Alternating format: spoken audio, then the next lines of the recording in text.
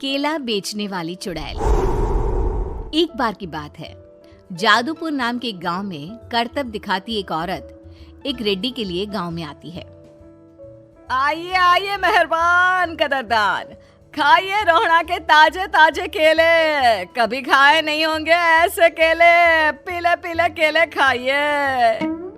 ये कहकर रोहड़ा हाथों में 4 केले लिए उन्हें सर्कल में जोर जोर से हवा में उछालती हुई करतब दिखाती है, जिसे देखकर आसपास के सारे बच्चे अपने अपने मम्मी पापा से उस औरत के पास जाने की जिद करने लग जाते हैं। पापा, ऐसा तो सर्कस में बॉल से होता है ना, ये आंटी तो केले से कर रही है। चलिए ना पापा, देखते हैं। रोहड़ा एक पतली सी तार पर चलती हुई केलों से करतब दिखाती है। आते जाते सभी लोग बाहर रुककर उसके करतब देखते हैं और वाह वाही करते नहीं थकते। जैसे ही एक आदमी पास आकर उसे पैसे देने लग जाता है, तब वो कहती है, अरे नहीं नहीं साहब, मैं करतब तो बच्चों के मन को बहलाने के लिए करती हूँ।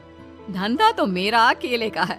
पीछे देखो मेरी रिड्डी, जो भी मेरे केले खाएगा मेरी तरह चुस्त दुरुस्त और तंदुरुस्त हो जाएगा। पता चलता है क्या कि मेरी उम्र 55 की है। अरे पर ऐसे ठंड के मौसम में कोई केला क्यों खाएगा? ये ऐसे वैसे केले नहीं है साहब, ये शरीर में गर्मी देते हैं, ठंड को दूर भगाए। जो भी रोहिणा के केले खाए। पापा, अगर मुझे केले नहीं मिले तो मैं घर नहीं जाऊंगी। तभी उसके पापा कहते हैं कि बेटा, केले ठंड में कभी गर्मी नहीं देते। ये सब कहने की बातें हैं, सामान बेचने का तरीका है इनका। पर पिंकी नहीं मानती। मैं केले खाऊंगी। पिंकी की जिद के आगे नत्थू हार जाता है और उसे केले खरीद कर दे देता है। पिंकी खुश होकर केले घर ले आकर खाती है। अब मैं भी करतब करूंगी, कितना मजा आएगा। जादुई केले। पिंकी पहला केला खत्म भी नहीं करती कि वो बेहोश हो जाती है। दूसरे केले से एक काला धुआं आता है और रोहड़ा चुड़ैल बनकर बाहर निकल आती है। मेरे भूतिया केले बच्चे न खाए, ऐसा हो ही नहीं सकता। जादूपुर वालों, कब तक बचोगे? आ गई हूँ मैं रोहड़ा, जिसका कोई नहीं कर सकता सामना। रोहड़ा पिंकी को गोद में उठाकर काले धुएं में कहीं गायब हो जाती है। शाम के वक्त नत्थू घर लौटता है और पिंकी को घर में ना पाकर उसकी माँ से कहता है, माँ पिंकी कहाँ है? अरे बेटा, उसे तो तू सुबह करतब दिखाने ले गया था ना, फिर कहाँ वापस आए तुम दोनों? मुझे लगा तू उसे अपने साथ मंडी ले गया होगा। हे भगवान, मेरी बच्ची कहाँ गई? मैं उसे घर ही तो छोड़कर गया था माँ। नत्थू गांव के घर कोने में अपनी बेटी को ढूंढता है, पर उसे वो कहीं नहीं मिलती।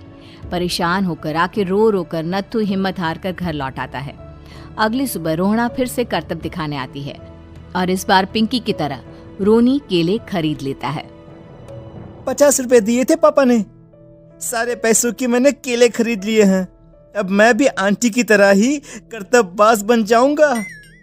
यही सोचते हुए रोनी केले खाता है और पहला अकेला केला आधा खत्म भी नहीं करता कि चुड़ैल उसके सामने आ जाती है।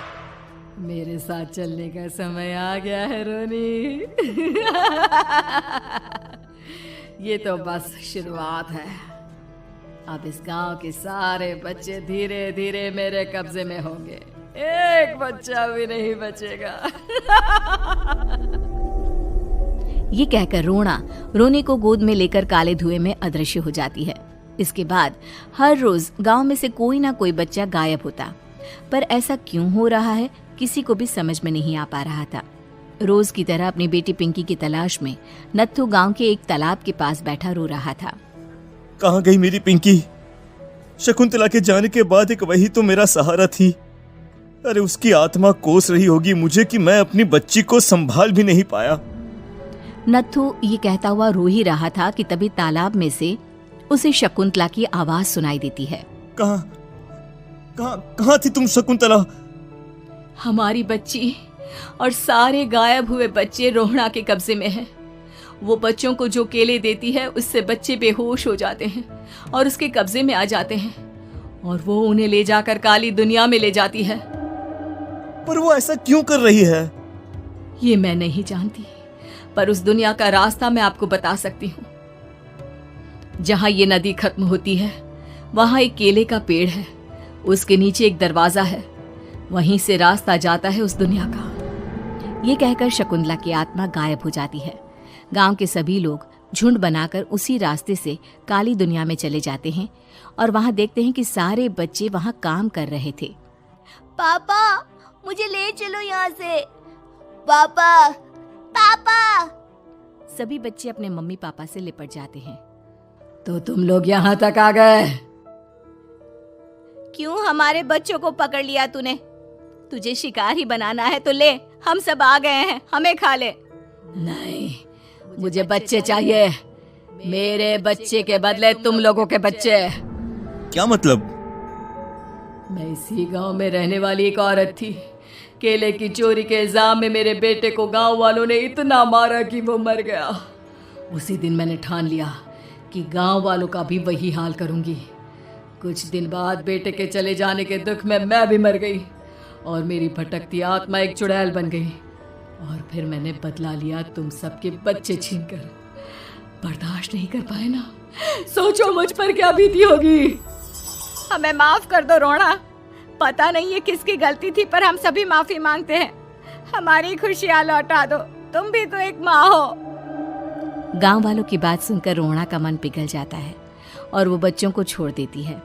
उसके बाद काली दुनिया बच्चों के लिए जादुई दुनिया बन जाती है। अब कोई भी कभी भी वहां आ जा सकता था।